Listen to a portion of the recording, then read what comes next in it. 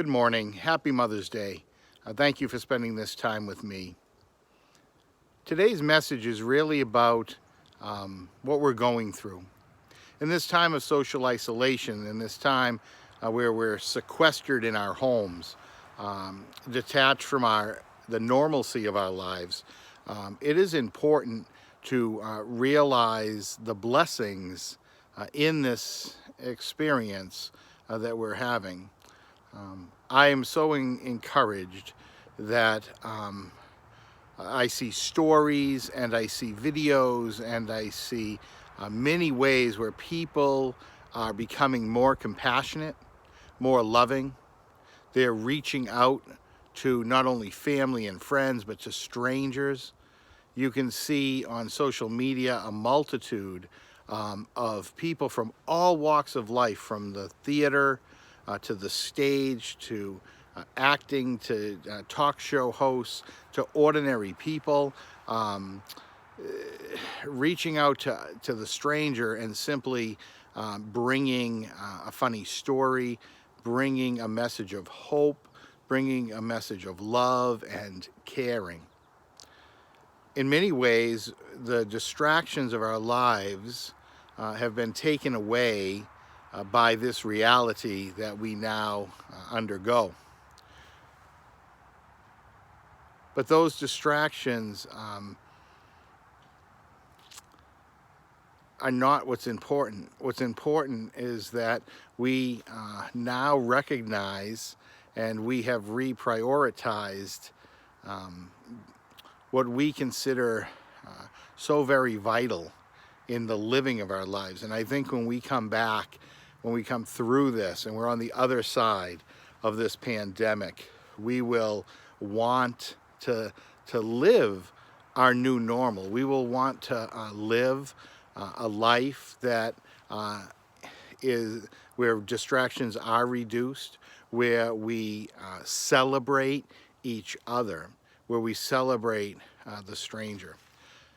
Today's Mother's Day, and we remember how our mothers have cared for us, nurtured us, loved us, providing a safe and protected environment as we grew up.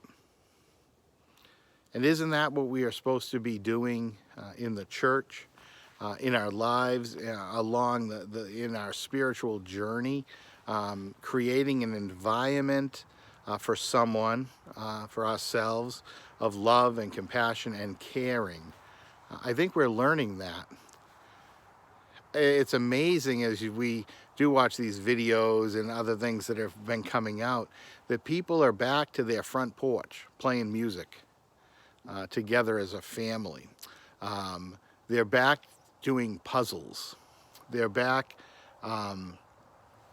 just having conversations in the living room or around the dinner table.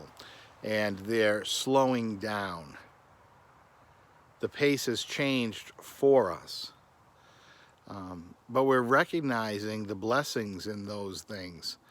Time spent with family and time spent where you can have more reflection about what you consider important. My mother taught me many things. I had a loving mom, and I was given a great childhood, a great environment of learning and growing and exploring. And my mother taught me to always be a person of integrity, to be honest with myself, to be honest with others, to care for the other person, to see and give others grace in life. And in many ways, she contributed to the man that I am today, or that I strive to be today. Our moms remind us to be gentle and caring. Have you ever thought of God as mother? We often talk of God as father, but do we see the qualities of God that are feminine? These nurturing and protection and compassion and unconditional love that is offered So I encourage you to think of God as mother, nurturer, protector, um, parent, if you will. All right. We will get through this time of social isolation, and I think we'll be changed for it. In the church, we measure our growth by how the church transforms lives. Often, we find it difficult to point to places where people have actually been transformed, how the church has changed people's lives. And it's frustrating not to have many stories of how the church has transformed lives for the better. But we struggle as a church because often we're focused on the wrong things. We're focused on all those distractions. We're focused on survival. We're focused on how we do things and how we've always done things. And I think this has taught us we need to be more focused on how we are affecting the life and lives of others. How do we work to bring comfort and hope? How do we work to really reach another person? How do we show them a loving and a gracious God that nurtures and protects us and that has unconditional love for us and for them? How do we do that as a church? We need to do it better. We need to learn how to do it better and be open to it. Moms can point to how they have impacted lives, how they have helped to transform a life, because that reality is within each of us, how we were shaped by our moms, how we learned, how we grew. As we move forward, I encourage you to have hope in your heart. I encourage you to remember that a mom never quits. A mom always cares. A mom always watches out for you. I am blessed to have had a mother that cares for me. I know many people did not have a good experience with their moms. They did not have a good relationship, and we have to acknowledge that. And if that's you today, I just hope that looking back, you can find forgiveness for your mother, that you realize she did the best she could in raising you, that she that she raised you with the tools and that she had, and to offer her grace. I'm so thankful for adoptive moms who moms of the heart that raise children and nurture them and care for them and provide for them a loving family. So Mother's Day has a lot of emotion for us as we remember our moms. In the spiritual journey, we should move from inward-looking selfishness to selflessness. We should move from a spirit of just caring for ourselves to a spirit of caring for other people. And I think that this time of isolation has reminded us of the importance of our relationships with each other. Has reminded us that we can do better as we are in relationship with each other. I hope for transformation in the church, that the church becomes a place that truly leads to lives transformed and changed.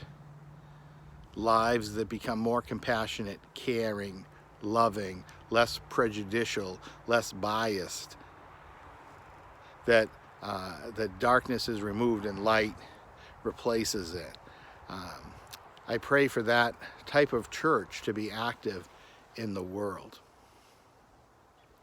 I'm encouraged by the fact that as a human race, we have embraced each other in this time, that we have grown in our ability to communicate how we care for each other. This to me is a very hopeful sign of a great future that we have.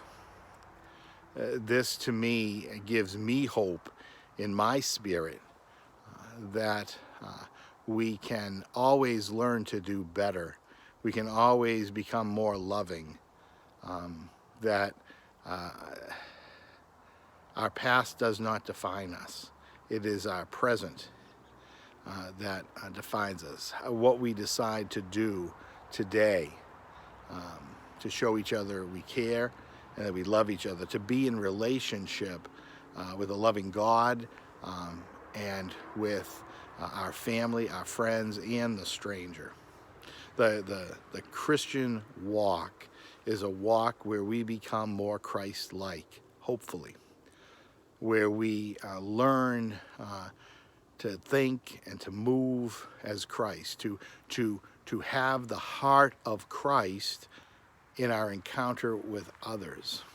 And I'm seeing this heart of Christ in all the wonderful acts of compassion that I have witnessed during this time.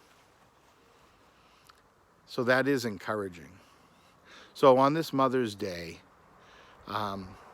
may we reflect on what our mothers have taught us. May we think of the aspects of the divine in the feminine and the strength that that understanding gives us, the insight, the wisdom that that gives us when we think of Mother God. And I encourage us to do better. I encourage all of us to think of ways that we can grow from this experience. In the fire service, we often talk about post-traumatic stress disorder. And that's a condition. It's a very real condition. And it's what results from a person experiencing trauma. But I would encourage you to think of post-traumatic growth. When we go through a collective traumatic experience, how do we grow from it? How do we learn from it? How do we make our lives and the lives of others better because of our experience of trauma or pain? Post-traumatic growth. That is what I pray for coming out of this pandemic. That we become better people. That we become people of purpose. That we become people who are caring for others without prejudice, without bias, without judgment, but with love, with forgiveness, with compassion, with mercy, with all those things that Jesus taught us about and that we are to emulate if we are followers of Christ. See the blessing in your experience. Learn from it. Be transformed by it. That is where wisdom germinates. That is where wisdom is manifest. I thank you for being with me today. I hope you have a wonderful week where each moment you experience the divine in your life. I hope you feel loved. I hope you know that you are of sacred worth and that you are cared for. Thank you for spending this time with me. You are all a blessing to me. Amen.